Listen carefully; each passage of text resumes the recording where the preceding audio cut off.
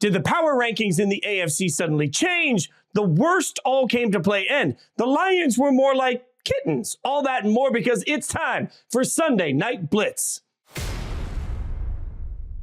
You know the drill at this point. He's Frank Schwab. I'm Jason Fitz. And this is Sunday Night Blitz, where we immediately react to every single game. Now, that's a little bit different this week, Frank, because there were 6 teams on the bye. And the curious thing is last week, I felt like we started the show by saying, who's really good? Maybe this week we start the show by saying, who's really bad? Because this week it felt like all of the teams that truly suck suddenly came out with the thunder of the gods. It was the week for a 1-5 team to shock the world.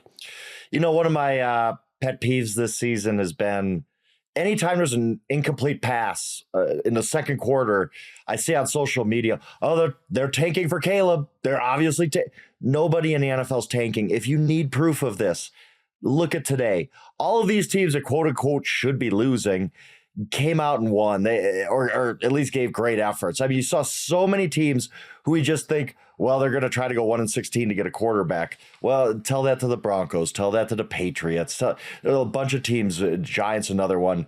Teams that rose up, really competed. That's the NFL. Teams don't tank in October. They really rarely tank anytime.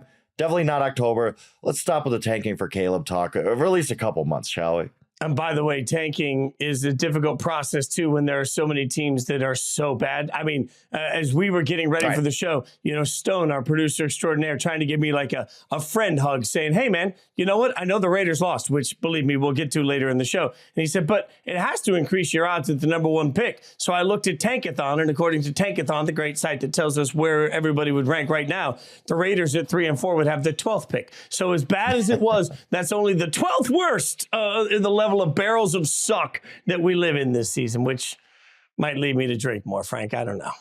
Yeah, at least. How's the root beer today? Root beer consumption all right? Diet root beer, I'm sure. Yeah, diet root beer. Yeah, I got to watch the girlish figure. Come on now. I'm working out too hard to drink that much regular root beer, although I needed regular beer in the middle of that game. Okay, we've got a ton of games to get to. We're going to react to every single one. But as we sit down, Sunday Night Football just ended, and we saw a 31-17 win for the Eagles that felt to me like at times it was a tale of 2 games, because this is why you can't just watch, Twitter during the middle of a game, because early on it was, look, the Dolphins never belong in these games. Look, they lost to the Bills and now they're getting creamed by the Eagles, and you blink and suddenly we're sitting in a 17-17 game that's tied. Then all of a sudden, even late in the game, down by a touchdown, Miami had their shot. It looked like they might be able to drive in and tie this game again, but Philly gets the tough win out of this game in a matchup that frankly gave us 2 of the good teams in the NFL playing like 2 of the good teams in the NFL.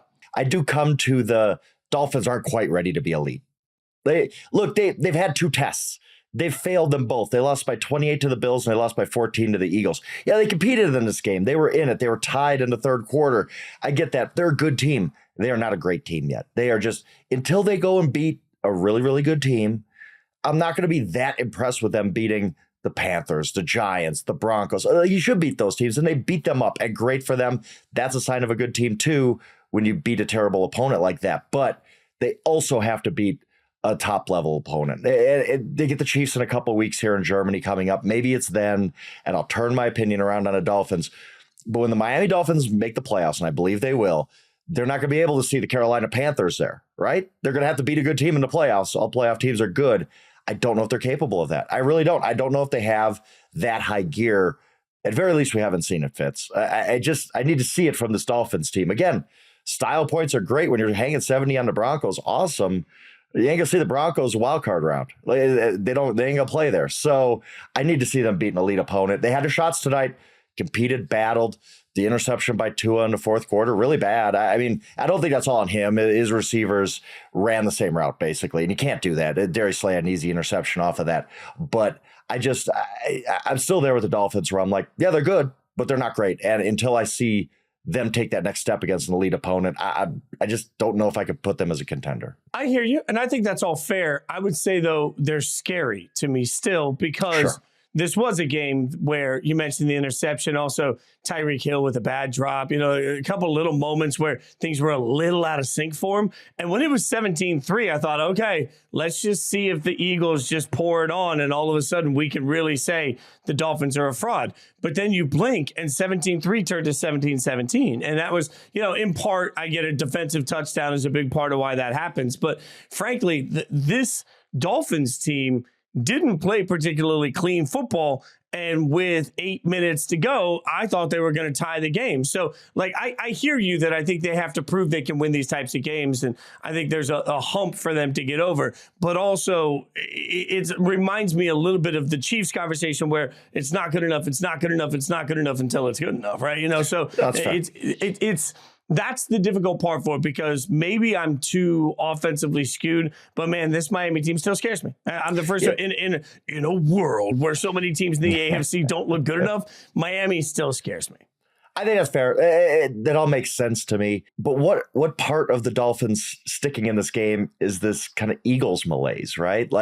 They just kind of let the Dolphins hang around in this game until Tyreek hits the big touchdown at the end of the first half. They get the defensive touchdown in the second half. And this Eagles team right now, I hate to nitpick them, but we seem to do it every week.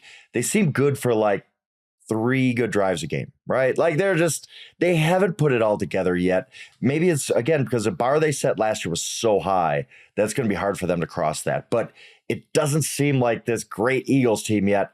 They're good enough. They're okay, we need to turn it on now. We just got this interception. Let's do the tush push a couple times. Big play to A.J. Brown. Game over. We can put teams away that way, but they're not this consistently dominant team. I think that allowed the Dolphins to kind of hang around a little longer than they should have. They only scored 1 touchdown offensively in this game. Again, we're talking about this team greatest show on turf part 2. Well, you scored 7 points offensively or 1 touchdown offensively. Yeah, the Eagles are good, but if you're this great offense, you need to do a little more against them, the Bills, whatever. So we'll see. Again, many tests await the Miami Dolphins on their way to the playoffs. And I do think they're going to get there, probably because of a Bills team we're going to talk about in a little bit. But I'm looking forward to seeing them pass these tests before I'm yes, this Dolphins team can win a Super Bowl. I'm just not there with them right now. I think your point on the Eagles, too, is a strong one. They're good for 3 good games, and I feel like they're good at this point this year. Jalen Hurts is good for 3 throws that you're just sitting there saying, what in the hell? I don't get it. He's already got Fitz. He's got 2 more interceptions this season than he had all of last season. It's there's just some place you could say, the interception of pick 6 was batted at the line, but he shouldn't have been throwing that. Was he trying to throw it through the cornerback right there? You're just not making that play. You're trying to force things. A little bit of bad luck for him, but look, 10 turnovers in 7 games is not very good. He's got to cut that down, or that might end up being the Eagles' downfall if he can't get this under control. Well, part of the reason that we can look at the Eagles and tip the cap to them is because one of the other dominant teams in the NFC, I thought 12 hours ago, was the Detroit Lions. Now, I'm not going to pile too hard on here and say that suddenly they're frauds, but I mean, the biggest ass kicking of the day, without question, was Baltimore 38, Detroit 6 in a game where the Ravens felt like they could have won by double that at one point. The curious part to me, and this is really going to be proof of concept to one side or the other. I felt like Detroit's defensive line was still getting through. It's just Lamar was great at navigating that, figuring out where to reset the pocket, and then finding huge chunk play. I mean, huge plays downfield. Baltimore absolutely took Detroit out of this game early, and it was a thorough butt whooping. Impressive, really, really impressive by Baltimore. Let's start with Detroit, though, because, that buzz was starting of, are the Lions the best team in football? And you can start to make a case for it, right? Probably not getting them ahead of the Niners, but wow, look what they've done. They only had the one, I don't want to say fluky, but a little fluky home overtime loss to Seattle, who's not a bad team at all. And that comes crashing down. I kind of wrote for winners and losers today that we just got to recalibrate with the Lions. We came into the season saying, you win your division, you maybe win a playoff game. That's a good year. It's a good year for the Detroit Lions. We kind of got ahead of ourselves a little bit these past few weeks, right? Are they the best team? Are they the best team in the NFC? Can they make a Super Bowl, win a Super Bowl? No, I don't think so. contenders don't really trail 35-zip that often. Yeah, I guess the 1994 49ers did against the Eagles at one time when Steve Young was yelling at George Seifert on the sideline. But it's pretty rare to see a real true contender down 35 points like they were.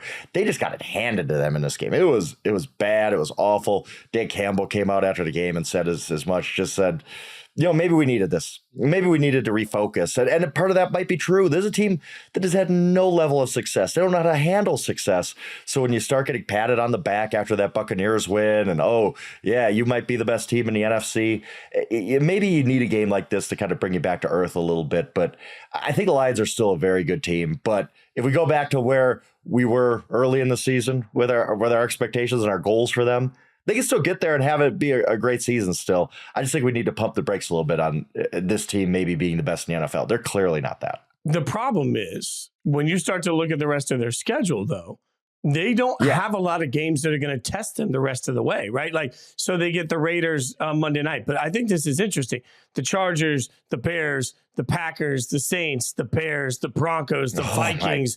My goodness. Like, you just look at this. Like, that's why I've made the case in the last week and other shows that it's not hard to see the Lions getting the number one seed in the NFC because they just have junk in front of them. So then you're like, number one seed, to get a bye, you get a home game. Like, it's easy for me to put the Lions straight into the NFC Championship game. That's what I was saying roughly 16 hours ago. And now I'm sitting here saying, well, what in the hell was I thinking? Because, my God, you're right. It's hard to get that level of stink sort of out of my mind. But then the other part of it is they won't be tested like this again until they play the Cowboys near the end of the season. I think that's New Year's Eve or something. So when you start talking about how far out we have to look before we'll see the Lions really tested again, my God, they have plenty of time to get it right. But this game should stick in the back of our heads when we get to the playoffs. Yeah, they could totally 2019 Titans this thing and get the number one seed. Was it 1920, whatever year that was, when the Titans got the number one seed with an easy schedule? We all were like, no, they're not going to the Super Bowl. We know the Titans aren't going to a Super Bowl, and they didn't. But the Lions, you're right. The path is there for them. They're so a good football team. They could grow into being a contender by the end of the year. But I think maybe this was a step on their journey of, hey, you guys aren't there yet. Don't get ahead of yourselves here. Don't get too big of heads, right? But what about the other side? What about Baltimore? Like, because, wow. Baltimore puts together the best effort of the year that we've seen from them by far.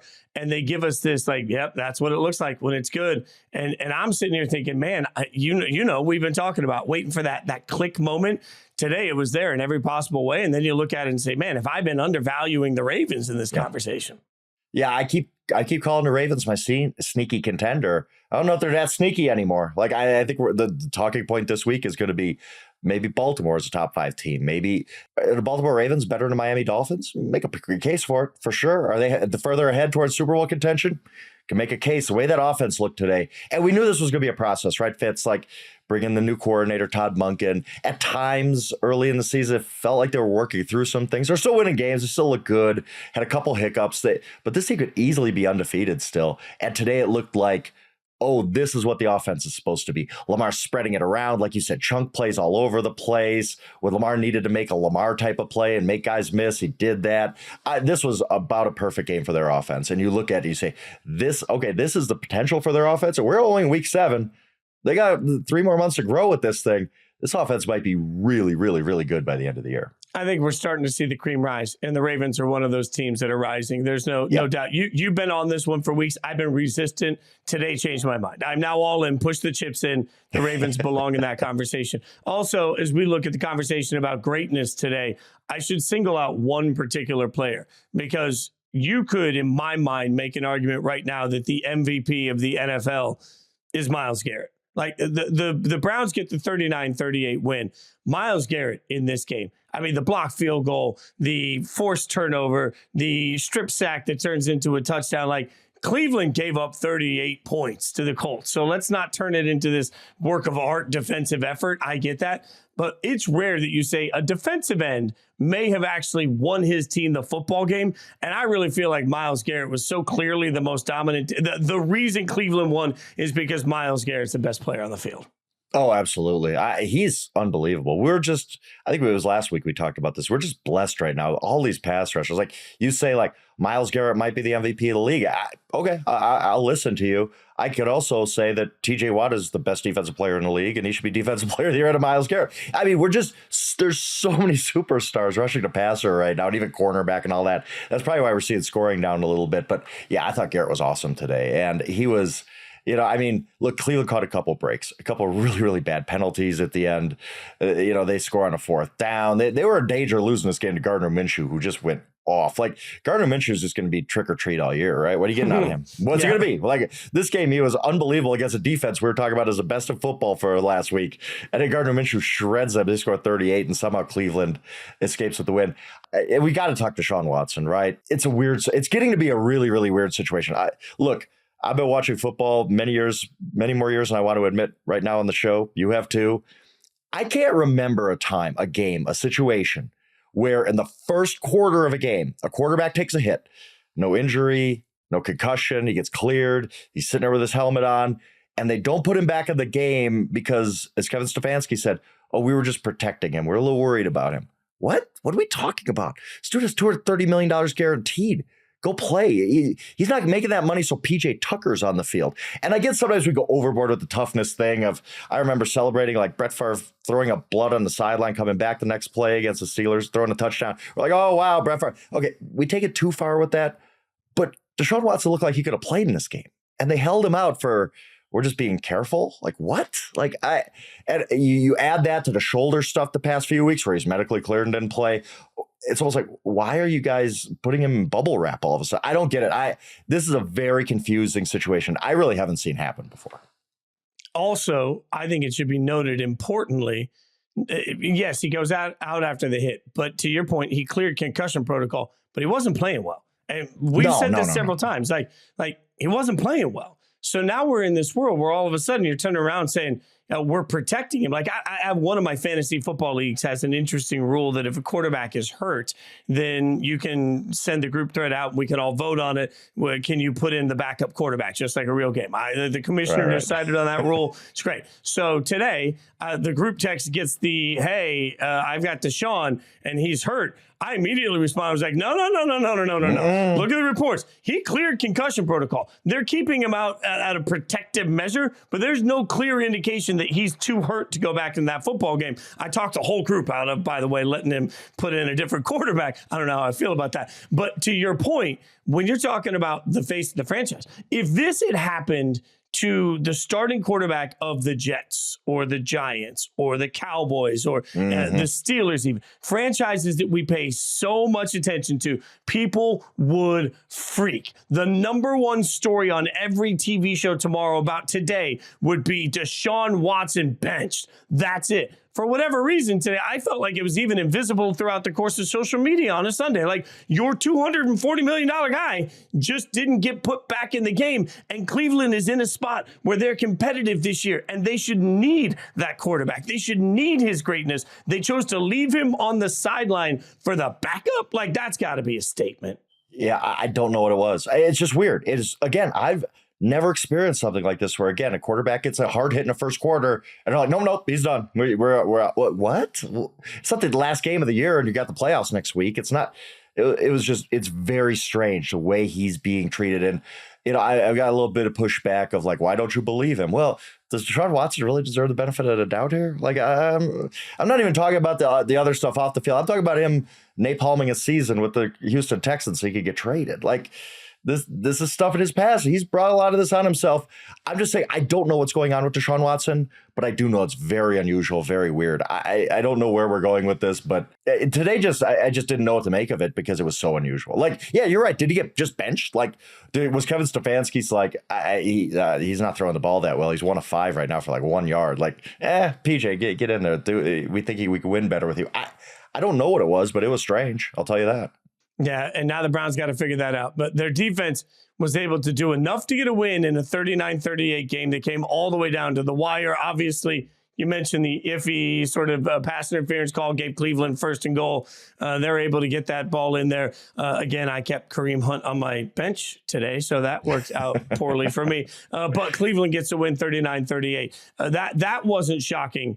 I think the result that was shocking to me was a New England team that just a few days ago was an abject disaster, now comes in and gets a 29-25 win over the Bills. And for the 3rd straight time we're hanging out, I'm going to ask you, what the hell's wrong with Buffalo, right? Like, how does this happen? Like, I'm sitting here dumbfounded as the, one of the many defenders, but I kept saying, look, everything went wrong for them last regular season. They dealt with tragedy and it felt like their offense was out of sync. They didn't run the ball well. They had some key injuries and they still only lost 3 games. So like, why do we think they're going to lose a bunch more games? It's still the Bills. Well, now they've lost 3 games, and to lose to this New England team, to give up 29 points to this Patriots team is inexcusable for the Bills. As crazy as this would have sounded a few hours ago to say, the Patriots were the better team on the field than the Bills today. Like, what? Like, we've watched this Patriots team. They're terrible. So what does that make of the Bills? I kept sitting there like watching this, saying, are the Bills just not good? Have we been fooled by, they had a few wins there for weeks 2 to 4. Like, okay, they're back. They're fine. They beat the heck out of the Dolphins, all that kind of stuff. But now they've played 7 times and they've looked terrible 4 of them, including today. They take the lead late after, Bourne fumbles and you're like, okay, game over. Bills got this. And Mac Jones, who we've all been screaming he needs to be benched for the whole season, just takes it right down the field on that Bills defense. And I get, look, they've had some injuries, Matt Milano, whatever. Matt Milano's a very, very good player. He ain't that good. He ain't so good that you turn one of the top 5 defenses in the league into just Mac Jones running it downfield on you for a game-winning touchdown with literally no resistance. It was the easiest drive you're going to see in that situation against a quote-unquote good defense. And I'm just sitting here like, I don't think the Bills are contenders. I don't think we can say they're contenders right now. I don't know. Like, you can't tell me a team that goes out 7 times and plays terribly 4 of them, that barely beats the New York Giants, that doesn't beat the New England Patriots. You can't tell me that he's a Super Bowl contender right now. Yeah, I don't disagree. I'm stunned. It looks like their offensive game plan is get the ball to Josh and pray, right? It is. That's all. And me and Charles would talk about this all last season of they need some kind of running game. They need some kind of options other than Josh Allen. It still hasn't happened.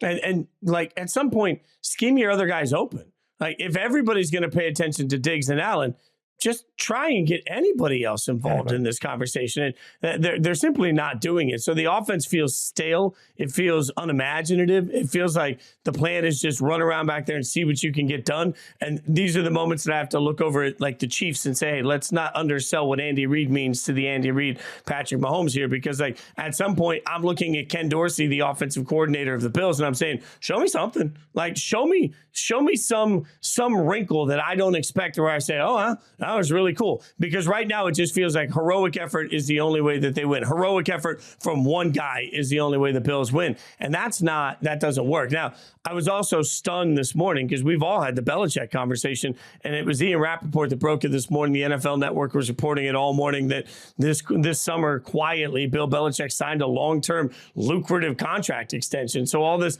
the thoughts that we all had that like, hey, this thing's going off the rails, Belichick might be gone, sounds a hell of a lot more like the Patriots have decided whatever happens out of this season, Belichick's going to be the person that continues to captain it forward. So, if you're the Patriots, you came out and showed everybody, hey, on the day that Belichick gets his 300th career win, we're still just fine. Like, I don't know if they are, but that's what I'm trying to tell people. I guess, yeah. I was kind of just weirded out by this report, like the timing of everything. Like, well, okay, you signed in the summer. That was before you looked like maybe the worst team in football, which they didn't look like the worst team in football today. I don't know. But I will say this. I've maintained this. I always will. I'm going to die on this hill, Fitz. I'm sorry. Bill Belichick, the coach, is still great. He is the greatest coach ever in NFL history. I think he proved it today. Look, they went out and they could usually take one thing away from you. And this season, they've been exceptional taking away the number 1 receivers. If you look at number 1 receivers against the Patriots, that defense takes them away. And with a team like this, which we talked about, relies on such a narrow tree, they took Stephon Diggs pretty much out of this game. He had the one great touchdown. Nobody else did anything. He didn't do much. Nobody else really took advantage. Dalton Kincaid kind of showed up. But if you take Stephon Diggs out of the game like Bill Belichick can, you could maybe get an upset of the Bills. I thought it was a masterful coaching job by Bill Belichick today. I know nobody wants to hear that. I know everybody wants to dunk on Bill and talk about how bad he is and all that, but he's still the GOAT, and he still has moments like this. And look, if the Patriots want to go forward to Bill Belichick, who am I to say no? Again, he's that entire franchise. He built that, him and Brady, obviously. So, yeah, a very interesting report, though, by NFL Network. Just the timing of it was kind of curious to me. Well, in a wild day, we're going to get to every single game. Let's start taking a look at some of the rest of them. We'll rip the Band-Aid off for a second. The reason that, Sunday sucked for me is, I should have seen it coming. Frank, I should have seen it coming. And Raiders fans told me to see it coming. This is the sort of game they lose every year. And I said, you know what? I don't care about the past. This year, the Bears are too bad to beat anybody. Yeah, I was right. They didn't beat the Raiders. They dominated the Raiders. They destroyed the Raiders. They made the Raiders look abysmal. And I walked out of this like I have been adamant that you can't just keep a revolving door. You can't just keep changing everything about an organization and get it right. But in fairness, we have said on this show how many times when Brandon Staley's defense looks bad, it starts to reflect on Brandon Staley, the head coach, right? And Josh McDaniels is the Raiders head coach because of offensive brilliance, and the offense looks like hot garbage. So when your offense looks like hot garbage, your defense just doesn't show up, can't tackle, and can't stop the run. You get your ass kicked by Chicago. And if you get your ass kicked by Chicago, the same group that got their ass kicked by Jeff Saturday in his coaching debut last year for the Colts, the same group that got their ass kicked by Baker Mayfield on like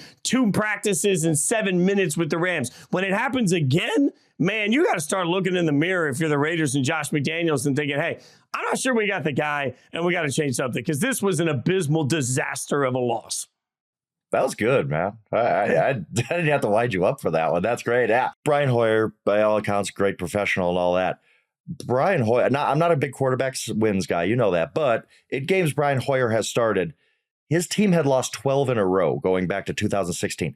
He's 38 years old. He's Brian Hoyer. It's not like, he's one more moment for the master. No, it's still Brian Hoyer.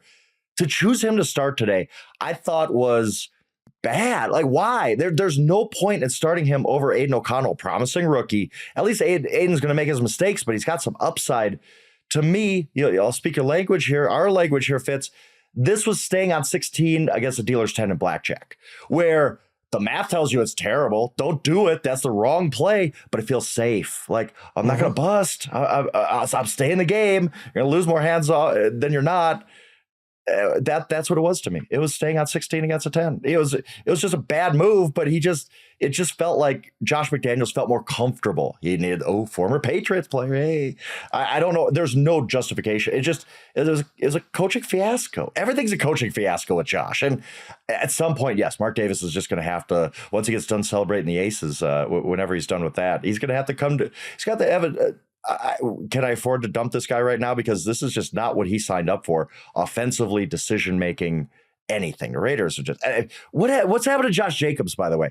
Josh Jacobs went from legitimately like, whoa, this guy's dominant, all-pro, pay that guy, to looking like maybe the worst regular starting running back in the NFL. I don't get it. I don't understand. Like, not that much has changed.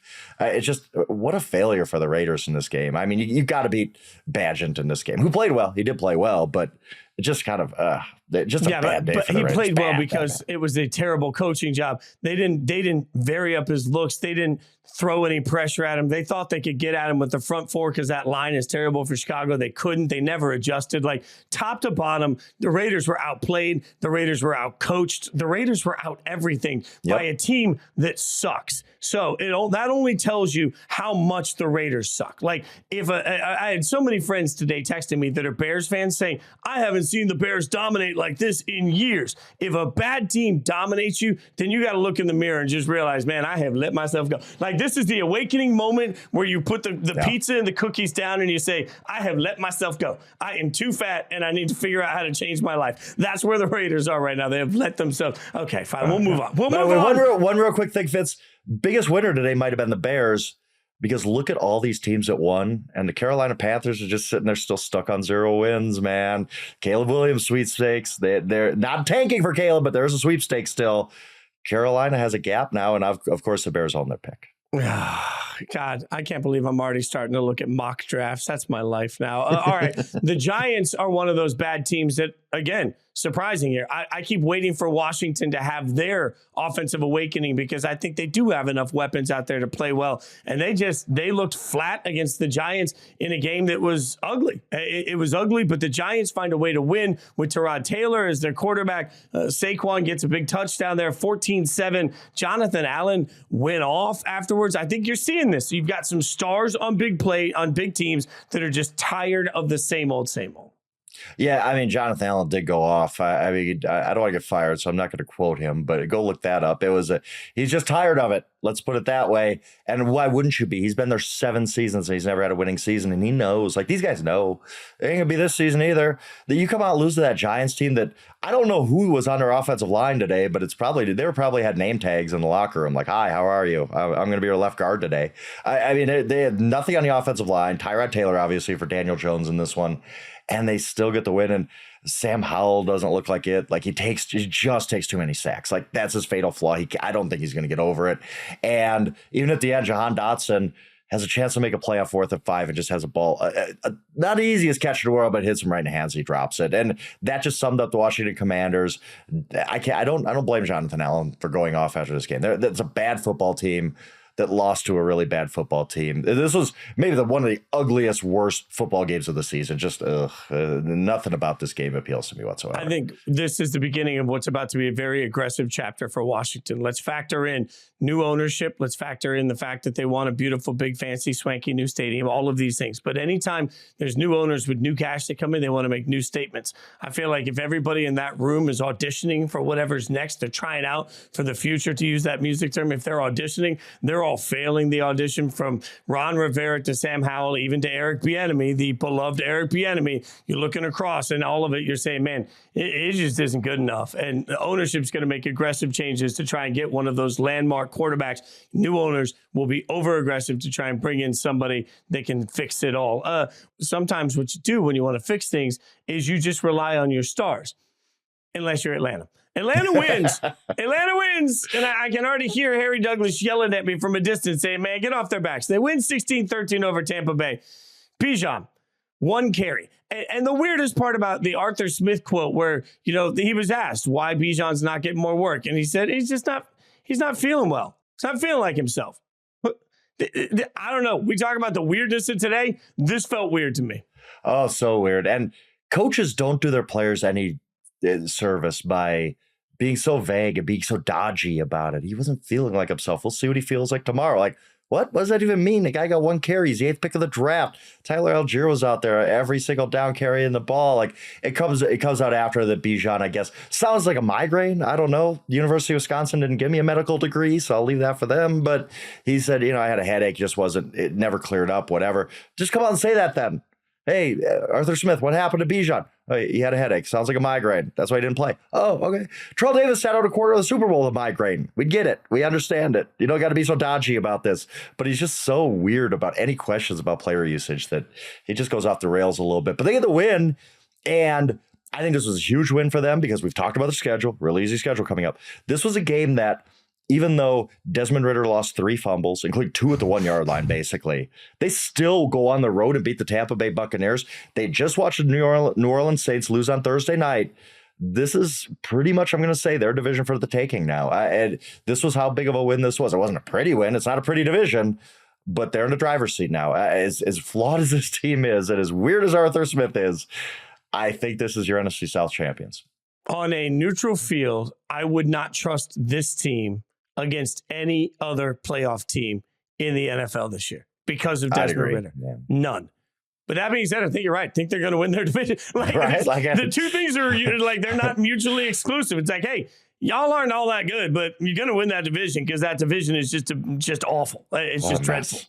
Yeah, what a mess it is. Oh, it's so bad. Again, it's so bad. 2 straight years NFC South, you get failing grades. Yeah, well, and at some point, if you're a Falcons fan, you probably don't care. You just want to get in the dance and have a chance. I understand that. But sustainably, that you're going to win the division. You're going to sit here for how many years while we try and figure out this Desmond Ridder thing and this Arthur Smith. I'm over it. I'm over all of it. The afternoon slate, by the way, of games was painfully bad as well. Like, it is rare that I'm sitting here saying, God, like, I don't like bye weeks. You know that. Like, I'm not a fan of the concept of bye weeks. I want them all at one time in the middle of the season, but I can't do anything about it. So today, bye weeks were going to impact the schedule. But I was looking at the afternoon slate of games and thinking, good Lord, like, how did the NFL let us get here? Like, we had to know Seattle, Arizona coming into the year when the schedule makers put that out. Like, you had to know that you can't put that one on an island. Seattle beats Arizona 20-10. But like, look, the recurring theme today felt like an ugly football game to me. Yeah, it really was. I mean, you're sitting there as somebody who proudly had Seattle as their survivor pool pick, and you're sitting there saying they can't put this team away. What are they doing? Put them away. Arizona's begging, please put us out of our misery. We're not very good, right? We had this cute little few weeks to start the season, but we're not a good football team. Put us out of our... Seattle's like, nah, we're going to drag you along. Whole fight. We're going to be here until the end. And they were ugly game. I think that Geno is regressed a little bit as far as, and I heard, you heard this said but this week, and I do agree with it, that if you put on a tape of Geno's best plays, it's impressive. He's really, really good. And then you look at his worst plays, you're like, oh my God, what are we doing here? And it was the same thing today. The Seahawks team is good. I really, really like the Seahawks team, actually. I think their defense is much improved. Devin Witherspoon is a beast. Oh my goodness, he's good. Yeah. They got a lot to like, but it's those handful of plays every game from Geno that where you're like, this isn't sustainable. You're not going to make a deep playoff run with Geno making these mistakes. I do want to give Arizona a little credit, though. I feel like this is part of the identity of what they do. Like, we use this all the time as a term, but they just sort of muck up every game they're in. When teams play Arizona, they look ugly doing it. So at some point, a little tip of the cap to me is like, a win is a win this year against Arizona, who I'm not convinced is actually any good at all. But their ability to bring out the worst in whoever they're playing seems to be a constant, like it's a consistent threat. The Seahawks feel like they are a wild card playoff team to me pretty easily.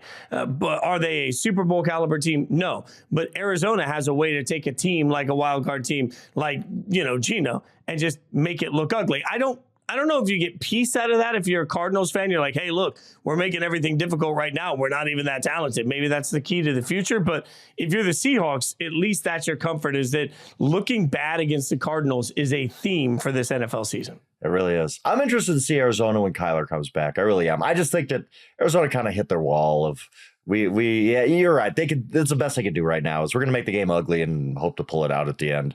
It's kind of, the math might change when Kyler comes back. I'm not the biggest Kyler guy in the world, but he's better than Josh Dobbs. Like, what are we going to see when Kyler is able to return? He's in his 21-day window of practicing now. That's going to be it. That's the one interesting thing about the Arizona, except for me probably fading them every single week I'm available in Survivor the rest of the year. That's probably what Arizona's going to be. I'm out on Survivor now. I lost it today with the Bills. Like, I finally took the plunge and took the Bills. I took the Bills. That's a bad way to lose because you feel good. Like, you're like, I'm late. I escaped. Bills got it. They got me. They scored late. I'm gonna win. No. No, I felt saucy. Today. Didn't work out for me. It's a bad day for you, man. Like, you had that going on. You had the rate. I should have been there to give you a hug, dude. We don't even talk about the gambling. I mean, the gambling side of it. I got cocky in a few places, and I was humbled today. I was humbled by the gambling gods. That does happen. When you talk about weird results and the math and where everything's going, I don't know what to make of the Broncos beating the Packers from two different sides. Like, if you're the Broncos, you got to win. And, look, I think we're tough on the Broncos every week on this show. Broncos aren't any good. They get the win. But also, is Green Bay any good? Like, the first couple of weeks, we were like, oh, Jordan Love, look at this. And now I'm like, yeah, I mean, it's just, that's the best you can say about it. I mean, maybe the Packers are actually just kind of bad. They're bad. I was wrong. Look, some things I'm going to get right, some things I'm going to get wrong. And I sat here, told many, many people who's your number one team coming into the year that's going to exceed expectations. I kept saying Packers. Jordan Love's going to be pretty good. I dumbly enough watched the preseason and didn't erase it from my brain right away. I said, Jordan Love looks pretty good. I'm out. Jordan Love is just not it. This Broncos defense is miserable. It's bad. Look, they did play better against the Chiefs last week, so maybe they turned some kind of corner. I don't know. We'll see as we go on. But I'm sitting there saying this is one of the worst defenses I've seen in a long, long time. And the Packers have 0 points since the third quarter. What are we doing here? And then even when they had a chance at the end, They take the lead. The Broncos take the lead back. The Packers have one more drive. Jordan Love, I think it was 2nd and 20. So it's not 4th and 20, right? He just throws this moon ball up that's like the easiest interception you're going to see a safety make. And it's just, okay, Jordan, it's just not working. Like, look, it's 6 games in for him in his first year of being a starter. He's got a long way to, he could grow, he could get better, but he's also a guy who sat for 3 years. So he doesn't really have that excuse. He's not a rookie either. And it just looks ugly out there for him. I'm just out on the Packers. I do think they're a bad football team. And this is going to be curious for LaFleur. I mean, when you start talking about what all this means, I'll excuse a loss to the Lions. A lot of teams are going to lose to the Lions, right? But This is a 3-game losing streak that now includes back-to-back losses with a bye week in between to the Raiders and Broncos, who by the time this whole season is over could turn out to be 2 of the worst teams in the NFL, right? So you just lost to 2 of the worst teams in the league, and you had your bye week in the middle of it. Yeah, to me, we have to remember that as much as Matt LaFleur is wildly respected for his success in Green Bay, our theme of this show every single week, I keep reminding you, it's not you, but the general you. It's easier for great coaches to look like they're great coaches when they have great quarterbacks. Hot take, right? So, like, we're finally getting a real test on who Matt LaFleur is as a head coach and what this offense is going to look like. And even the Packers organization, after Aaron Rodgers left, said, well, this is a chance for us, for Matt to run his system, his way. Okay, well, so far that sucks. Like, I mean, I don't want to oversimplify here, but if you're a Packers fan right now, you've lost 4 of 5, and the only win in that process is a 1-point win over New Orleans that took a damn miracle to get there. And when Derek Carr got knocked out of the game, like, you're probably out of losing to 5 in a row. Derek Carr doesn't get hurt in that game. Like, I mean, and now all of a sudden, like, I understand the need to be patient. I do. When you're replacing Aaron Rodgers, you got to be patient. But the rest of the team better play well. Better look like you're well coached. Better look like you know what you're doing. Like, I think the Packers right now look objectively bad. Yeah, they're bad. And by the way, on the other end of this, Broncos fans, I'm based out here in Colorado. I think they had this moment of like, oh my God, that's awesome. They won. Great. And we won. I think a lot of teams fan bases are going through that roller coaster today and for the rest of the season. But I guess hats off to the Broncos. Look kind of okay. But the Packers, I agree with you. They're just a bad football team. I was wrong. I'm just cutting bait now, taking my L. Packers are bad. I was incorrect. I got a lot of future tickets that are going to be ripped up very quickly here. But realistically, I don't fault Broncos fans. Like, there are arguably right now, there are 2 quarterbacks everybody's in love with, right? Like Caleb Williams, Drake May. We all know this. I was talking to Raiders fans earlier today after the game because the concept is let's tank, let's give up the rest of the season and get a pick to get a quarterback. And what I keep reminding people is that there are 2 can't miss quarterback prospects in this draft, according to most pundits, right? You're going to have to pick in the top 2. Right now, Carolina hasn't won a single game, and Chicago owns that pick. That's a pretty sizable lead. Arizona's only won 1 game. And the crazy thing about it is Chicago, Arizona, Denver, the Giants, the Patriots, those are the first 5 picks in the draft. All of those teams, as of right now, all of those teams are desperate for a quarterback.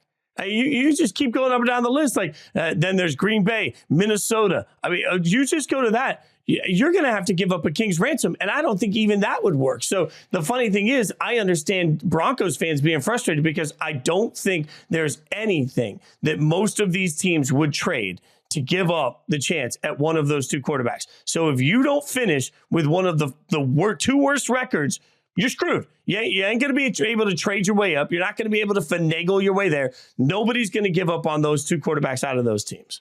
No, I agree. Like, and that's what frustrates me so much about the social media banter about taking for Caleb. Like, Caleb, what is he going to be like all-time quarterback for 23 teams? Like, no, he's only one. He only played for 1 team, and there's only going to be 2 teams to get those can't miss guys, like you said. Like maybe Shedeur Sanders or Michael Penix or whoever. It could be great players.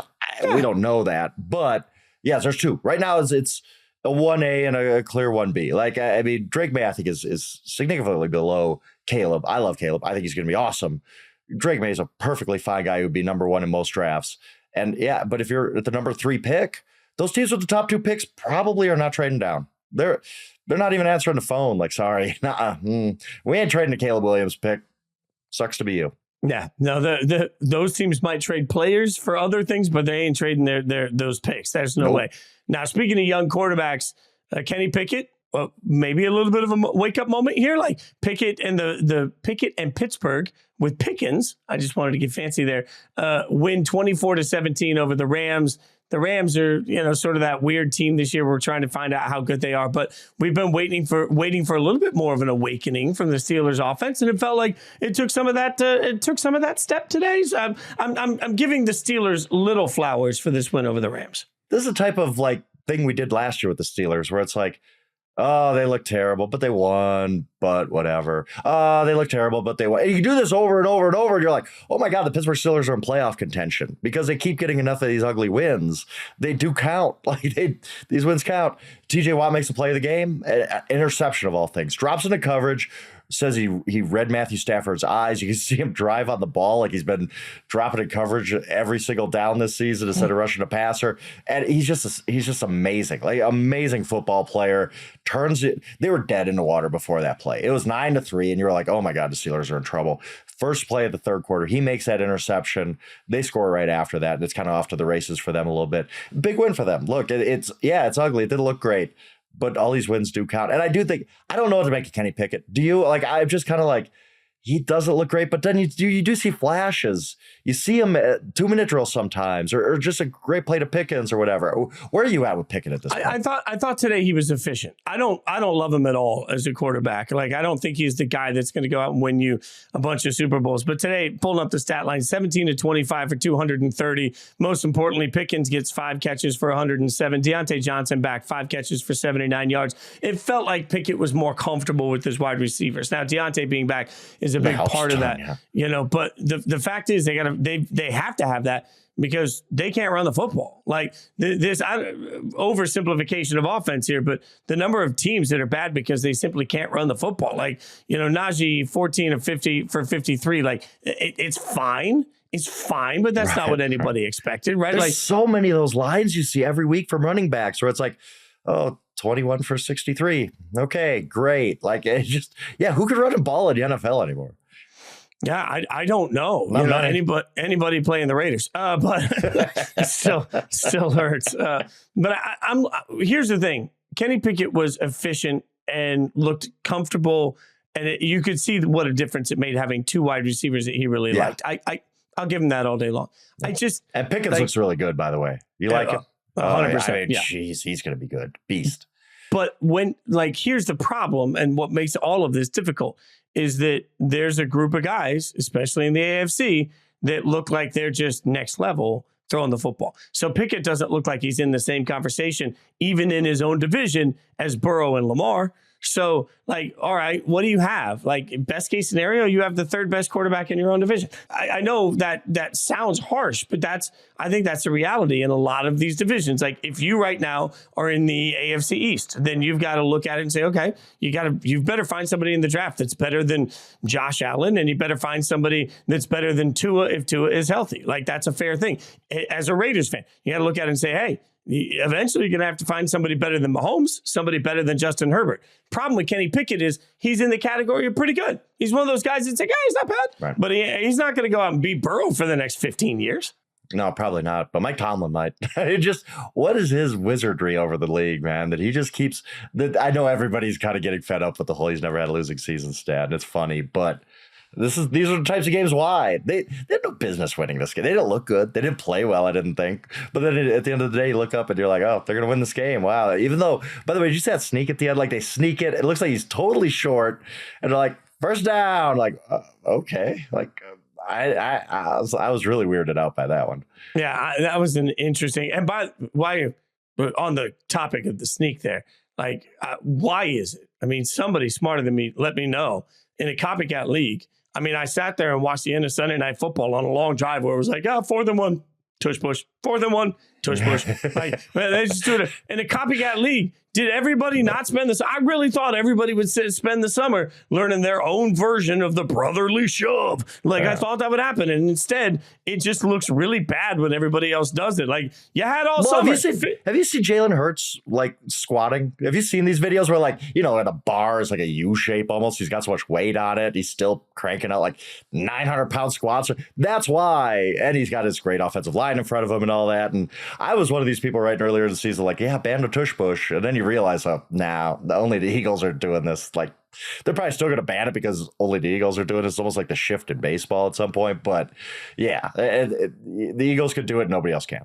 Yeah, friends don't let friends skip leg day, and Jalen Hurts has a lot of friends, right? Like, even when he's waiting for the shotgun snap, he's got this, like, it looks like he's riding an imaginary horse, and, like, he's just, like thick, right? He's just, like, standing ready, you know, like, as opposed to somebody with, like, bird legs like me that has nothing to show for it. All right, one more game from the Sunday slate that was absolutely dynamic. It was full of fireworks, and it might have been the only game that gave us really competent offense throughout the course of the entire game. The Chiefs go out and win 31-17. But here's what struck me. How many weeks in a row are we sitting here saying, well, Kansas City looks broken? And yet, as we sit right now, the number one seed in the AFC would be the Kansas City Chiefs. Like, Patrick Mahomes is never going to play a road playoff game. I'm just convinced he will never play a true road playoff game. I know, right? I mean, and for years and years and years, the whining and crying was, oh, the Patriots win the AFC East because the other three teams are just so incompetent.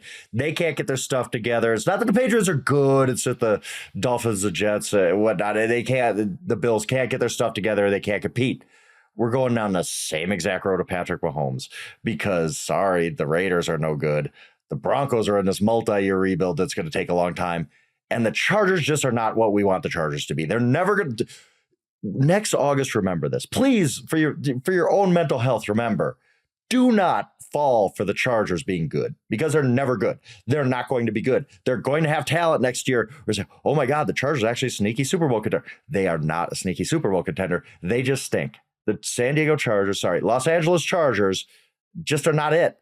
And I do have a question. At some point, like, we'd make the jokes about the social media quarterback and just the highlights. Simple question. Is Justin Herbert good? I don't know. Yeah. I watch this dude throw fourth quarter interceptions every freaking game. And this Chargers team cannot get over the hump. And it's not like he doesn't have any talent around him. I think Justin Herbert's good. But I'm sitting there questioning, like, we just anointed him so early. Like, oh my God, this guy's awesome. The fact is, Tua Tagovailoa this year is having a better season than Justin Herbert has ever had. Like, but we don't want to admit that. We just want this ideal that Justin Herbert is like one of the top 5 quarterbacks in the league. Where's the proof of that? What if you're a top 5 guy, you don't throw these fourth quarter interceptions all the freaking time? So I think there are two things that factor into the way we view Justin Herbert. One, the highlights are, you mentioned earlier, like you could look at the rips of the best plays of Gino. Phenomenal. The highlights of Justin Herbert hit at a different level. The other side of it is, how many years in a row have we been looking at the Chargers and saying, my God, they're injured, and my God, their coaching sucks. Like, it's just, that's the constant. That's fair. So all of a sudden, what happens is we just look at them, we're like, well, the Chargers, they're always injured. Their coaches always suck. It's not Justin Herbert's fault, but you make a good point, because right now, I think a fair question would be, can Justin Herbert, which, given the contract he was just given, is Justin Herbert an elevator? Like, because Joe Burrow certainly elevates. Like, there have been times that there's been a lot of bad around Joe Burrow, and the Bengals have still been very good. Lamar Jackson has had to elevate how many times? Mahomes, we've all seen it over and over and over again. We talked earlier about the fact that Josh Allen is taking everything on by himself. And by the way, even though it's broken for the Bills right now, at least they have a winning record, right? Like, so there is some moment of, for Justin Herbert, is he a guy that you can put on any team and automatically they get drastically better? I don't know. And I think so, but at the same time, I question it because I'm like, boy, here's Justin Herbert's chance to go beat the Chiefs. And no, that ain't happening. They're 3.5 back of them right now, I believe. 3.5 back already. The division's over. Like, the Chiefs have already won the division. Like, unless Mahomes gets hurt. As we sit right now, as we tape, and, the bye weeks always make these things difficult, but as we sit right now, the Raiders are in second place in the AFC West. Let that soak in how bad that division is. Like, that tells you how much it sucks. And by the way, Travis Kelce, for all the conversation about Taylor Swift, if we pause the Swift conversation for a minute, we should acknowledge that Travis, everybody knows he's getting the ball. Everybody knows you can't rely on any of the wide receivers that are out there. Everybody knows that that's where Mahomes going to go, and he still gets it done. So I'm also, on the one hand, I'm looking at the Chargers and I'm saying, how do you continue to fail? On the other hand, I'm looking at the Chiefs and saying, my God, Andy Reid, it doesn't matter who's calling your plays. It doesn't matter who's injured. It doesn't matter what's happening. You have Mahomes, you have Kelsey, and you seem to be smart enough to get them open all the damn time. Like, it's stunning. It's Kelsey over the last 2 games. I hope I get the stat right. Last 2 games, 21 catches, 303 yards for a 34-year-old tight end. This is unbelievable. I was starting to think, like, is Travis losing it? Like, his first few games didn't look great. He was dealing with injuries, and I got that. His last 2 games have been good as ever. Again, you put up 300 in 2 games at tight end position, you're doing work. Like, and it's just the way it is. The Chiefs are the Chiefs, and the Chargers are the Chargers, and that's really probably not going to change for a long time. Well, and again, as we sit right now, remember the Chiefs. I just pulled up the standings. The Chiefs are 6-1, 6-1, having won 6 straight. Their only loss was the opening game to the Lions, who looked like they're a pretty good team. Everybody else that's among the elite right now is 5-2. So the Chiefs have a 1-game lead for home field in the AFC. And I'm only saying that because we have spent most of the first 6 weeks, 7 weeks of the season talking about how broken Kansas City is. Like, they're broken, yet they today would be the number 1 seed in the AFC. Like that's a statement. And even if, like, Jacksonville gets on a roll against their easy schedule, Kansas City has a head-to-head tiebreaker over them. They won at Jacksonville. So who's going to beat the Chiefs for the number 1 seed? And if the Kansas City Chiefs are playing at Arrowhead as the number 1 seed at the second round, like, they got 2 home games to make another Super Bowl, they're probably going to do that because that's what they do. I mean, and we're sitting in this world where it's the same with Philadelphia. Frankly, to give Eagles fans their credit here too.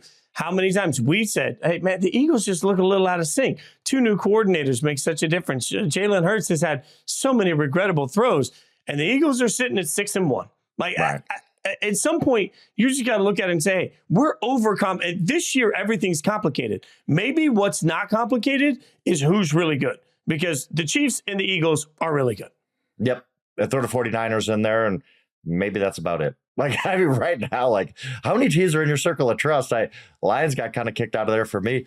Bills got kicked out for me. Dolphins aren't in there. Like, I spent a lot of time in this hour with you, dude, talking about, I don't think this team's a contender. I don't think this team's a contender. Well, we got to have some contenders, right? It's week 7 of the NFL season, but there are not a lot of teams where I fully feel they're good. But you're right. I do feel a way about the Chiefs, the Eagles, and Niners. Add Baltimore. I'll put Baltimore into the. I don't mind that at all. After today, recency bias. Like, I don't have enough contenders, so I'm just you just made it into the cool kids table at recess simply because we don't have enough cool kids. But like, Jacksonville's 5-2. I don't look at Jacksonville and think, oh yeah, that's a Super Bowl team. Miami's 5-2, and you know that I've been just absolutely playing the trombone for them every single week. And now I'm sitting there saying, my bad. Like, that was a bad tune. They got to be a good team. They maybe get there. Like, some of these teams can get there. I get it. Like, maybe the Bills turn this thing around, whatever's ailing them right now. But as we sit right now, it's a very, like, it's a thinning field of teams that I feel good about week in, week out. If the playoffs started today, your wild card teams in the NFC would be Dallas, don't trust them. It would be Seattle, don't trust them. And then the next wild card team, there isn't another team with the winning record. Everybody else is 500 or less. Oh. So your next Tampa Bay would be your third wild card at 3-3. 3-3. Yeah, and you're not fearing Tampa Bay. You're not like, ooh, Baker's going to take them on a run. No. This is the wildest thing. Like, that's what makes this whole season so strange. We got Monday Night Football obviously coming up. You mentioned the 49ers taking on the Vikings. This is a get-right game for San Francisco, right? This is an opportunity for Purdy to come out and sort of make a statement. But most importantly, like, I mean, Christian McCaffrey apparently has a slight tear to his oblique, and he's still going to play. Like, I was a little stunned when you're like, a slight little oblique tear. I'm not a doctor, but like, when you say, oh, it's a small tear to your oblique, I'm like, I'm going to sit out this week. Yeah, I'm going to be out for a few weeks. I'm good. Yeah, Christian McCaffrey, tough dude, man. I think the Minnesota Vikings, in retrospect, are going to say, boy, we wish they'd beaten the Cleveland Browns, because now the 49ers come in focused, a little pissed off. And I think they're going to take it to Minnesota. Like, Minnesota won last week. Great. Creed was playing in the locker room. Beautiful. but they didn't move the ball at all on offense without Justin Jefferson. And that's against the Bears. Now you play the 49ers. 49ers a little bit banged up, but I think this is a spot where the 49ers are going to be, they're going to come in, like you said, get right game. That's the exact term. And they're going to beat the brakes off of the Vikings in this game. Yeah, I do think this is an important moment for Brock Purdy, though, because no Debo, we know that at this point. And Christian McCaffrey won't be himself. Look, we dunk on Kirk Cousins all the time for prime time. We dunk on Daniel Jones now for prime time. Well, the opposite's true, too. Brock Purdy comes in and balls out without Debo and Trent Williams and McCaffrey being, I think he's playing, but is he going to be 100%? We don't know. Yeah, Brock Purdy comes out and has a great game. Give him credit. Sure. Yeah, I mean, I think most of the Wolves are just sitting here waiting to pounce all over anything that Purdy does that doesn't look good. Everybody's waiting for proof of concept that he's really not good. So if he comes out and has a bad game, then people will jump all over. See, I told you, it's just the system. If he comes out and plays really well, especially with the limited weapons, they're still going to say, yeah, but the Vikings defense has been terrible for years. He's in a no-win situation at this point. But if you're the 49ers, you don't care. At this point, the 49ers, in my mind, care solely about one thing, which is trying to make sure that you are remaining on par with the Eagles every week. I cannot stress enough, even though we're only halfway through the season, basically, the change that they made a few years ago that reduces it to one bye means the first overall seed matters so much. I think it's a great tool to keep the top of the top focused on exactly what matters. So games like this that in the past, you could be like, well, will they mail it in? No, I think when you're talking about top overall seeds and what that means, you're going to have a focused version of the 49ers coming in and trying to make a statement. Yeah, and that ain't a good thing for the Vikings. They just don't have the horses. No, they don't at all. And then that means we'll spend the next week talking about whether or not Kirk Cousins is going to waive that no trade and get himself traded outside of that. I know Charles McDonald, by the way, is never going to get traded. He's back on Tuesday with the exempt list. I'm back on Wednesday with Charles Robinson, Jory Epstein for inside coverage. Also, this cool new thing we have. All right, get it off your chest. You listen, you're angry, you want to speak out about your team. You can leave us a voicemail. All you have to do is go to speakpipe.com/0blitz. Speakpipe.com/0blitz. When you go there, you can leave us a voicemail, and the good ones, keep them family friendly. Please, the good ones will make the shows. So speakpipe.com/0blitz. Get in on the fun. Follow us on Twitter. Frank at Yahoo Schwab. Stone is at SJ Rochelle, producer behind the glass. I'm at Jason Fitz. And be sure to leave us that 5-star review. Let us know what you think of the show. Rate, subscribe, tell your friends, your family, your enemies, and everybody to hang out with us every single week. We'll be back next Sunday where we will not only go through every game, but we'll also figure out how I'm going to go through the glass case of emotion known as the Raiders playing the Lions on Monday Night Football next. Dude, it's going to be ugly. Like an angry Lions team going to come. Oh, man. Frank will help me get through that. Thanks for hanging out with us, guys. We appreciate you. See you next week.